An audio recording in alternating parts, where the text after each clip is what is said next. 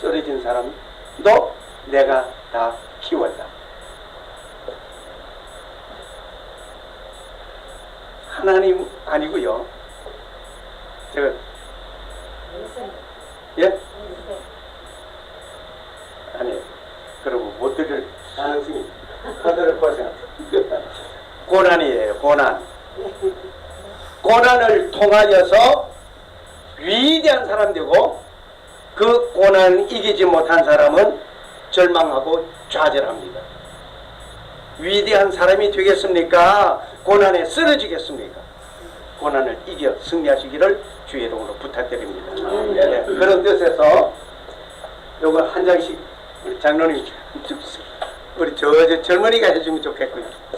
한 장씩 다 드리세요. 그 마지막 지금 보시던 그 장면 뒷부분이 저쪽에 다 담겨져 있습니다. 제가 스킵하고 지나가느라고 그랬습니다.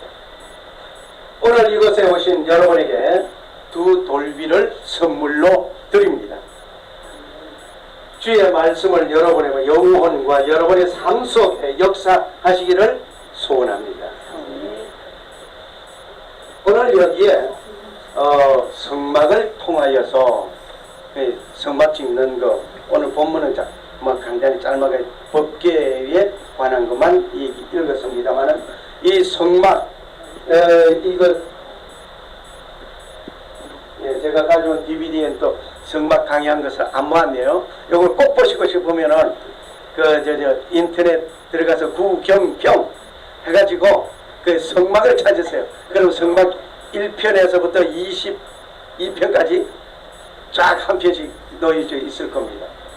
찾아서 보시면 되시겠고요. 여기에 보면은 성막은 이렇게 울타리가 쳐져 있는데 딱 동쪽에 문이 하나 있습니다. 문이 딱 동쪽에 하나밖에 없어요. 이 동쪽에 하나 문이 있는데 내가 양의 문이라 예수님께서 설명을 국악에 다 하지 못함을 죄송하게 여깁니다. 그리고 문을 열고 들어가면 제일 먼저 만나는 것이 번제단이에요. 이 번제단은 제사 드리는 거예요. 양을 잡아서 제사 드리는 거예요. 피를 흘리는 곳이에요. 이 번제단을 만나서, 그러니까 내가 예수님 만나서 들어가면 먼저 무엇부터 해야 되느냐? 회개 운동부터 이루어져야 돼요. 그리고 우리는 회개하는 거예요. 회개하는. 그러고 나서 우리 물두멍을 만나게 되는데, 물두멍은 이제 손 씻고 성소에 들어가기 전에 손을 씻는 거예요. 손을 안 씻으면은 성소에 못 들어가요. 그러니까 성소에 들어가기 위해서 손을 씻는다. 우리 큰 잘못도 작은 잘못도 전부 성막들에서 우리는 다 해결하고 성소를 들어가는 거예요. 성소 들어가면은 오른쪽, 여기 성소문인데 그 오른쪽에 떡상이 있고, 떡상 맞은편에 등대가 있고, 그리고 상단에 이 지성소 앞에 휘장이 있는데 그 향단이 있습니다. 떡상, 나는 생명의 떡이라고 그랬거든요, 예수님께서. 그리고 나는 세상의 빛이라고 그랬거든요. 그리고 향단, 기도 말합니다. 이러한 것은 우리의 생활 자체가 예수님 생명의 떡을 먹고, 또 빛을 비추는 너는 세상의 빛이라, 내가 너희는 세상의 빛이라고 하셨으니 빛된 생활을 해야 되고, 향단에서 기도, 이 기도가 하늘에 상달되었을 때에 모아서 천사가 냅다 쏟을 때에 내성과 음성과 번개와 지진이 나더라. 응답되는 역사가 일어나는데, 최후의 놀라운 역사, 여러분의 기도는 결코 공중만 진동만 시키는 것이 아니라 하늘 보좌에까지 상달되고 있습니다. 내게 응답이 안 이루어진 것 같지만은 상달되어 모아질 후에 쏟게 됩니다. 그때 놀라운 역사가 빚어지죠.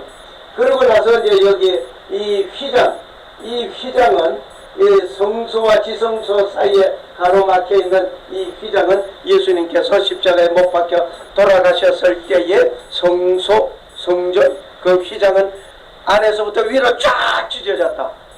맞습니까? 예?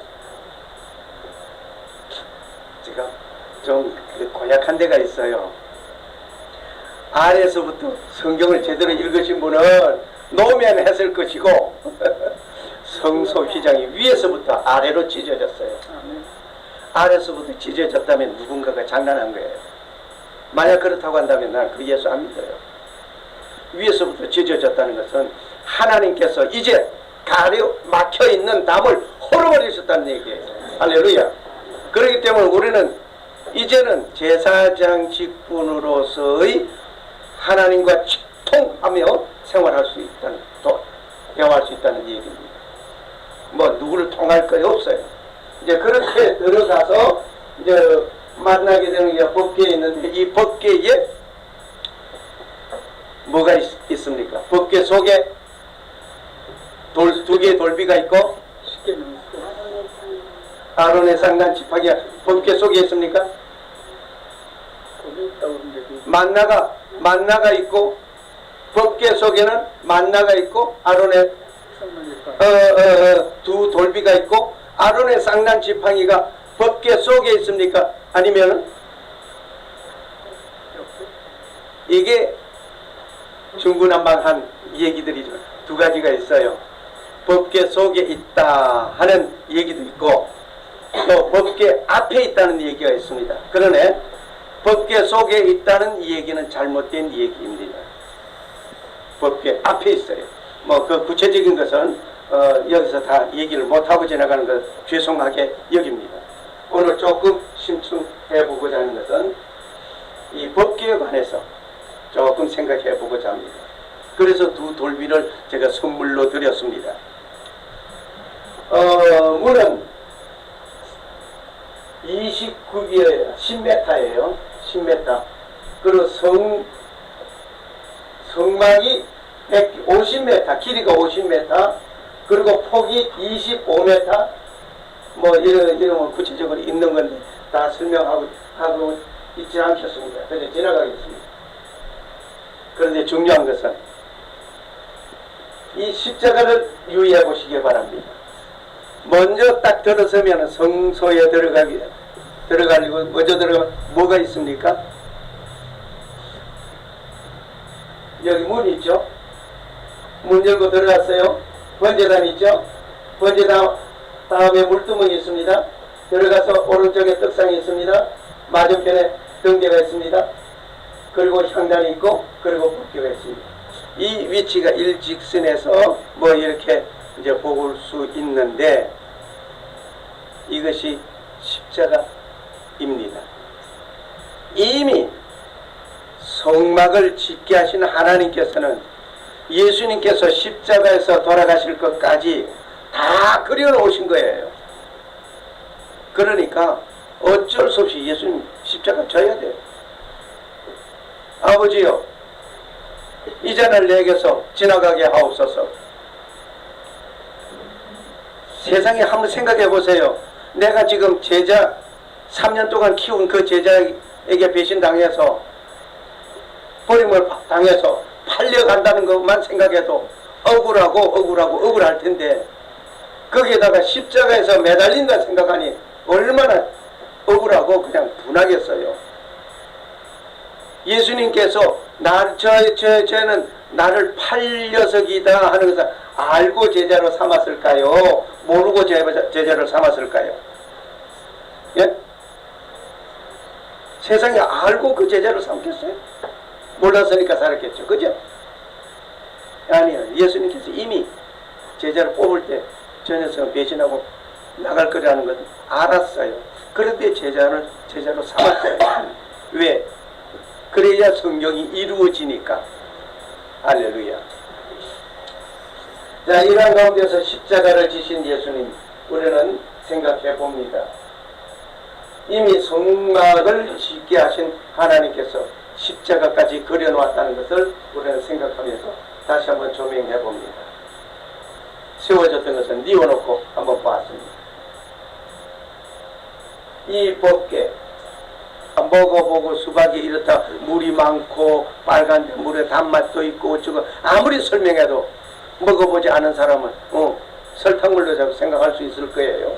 그러니까 먹어봐. 우리 만나 먹어볼 일은 없을 거예요. 그러나 이 만나는 하나님의 말씀을 의미하고 있습니다. 하나님의 말씀으로 우리는 살아가는 것입니다. 제가 지금도 한번 인터넷 이메일을 제가 열게 되면은 잔뜩 또 댓글 달려 있을 거예요. 레이디 가가에 대해서 제가 한마디 동영상 하나 올려놓고 있거든요. 댓글 답해주기가 지금 어떤 데는 바빠요. 좀 진절머리 나요. 안 하고 싶어요. 그런데 일부러 하고 있습니다. 악성 댓글을 달아놓는데 어쩌니 저쩌니. 그러면 님도 꼭 예수 믿으면 구원받겠는데 어떡하지? 그렇게 안 똑같네요. 그럼 거기 또 댓글 또 붙어요. 그러다가 내가 한 번은 예수님 소리를 안 하고 예수 그리스도가 이제 이렇게 했거든요. 그랬더니 이 사람 님자 쓸 줄 몰라? 그래서 너는 꼭 깔쿠린 같이 생긴 사람이라고 싶어서 색안경을 쓰고 파란 색안경을 쓰고 네가 무지개를 쳐다보면 모두가 무지개를 안 보여. 그래 색안경 벗어. 한 번씩 비꼬아줍니다. 보약해요 지금.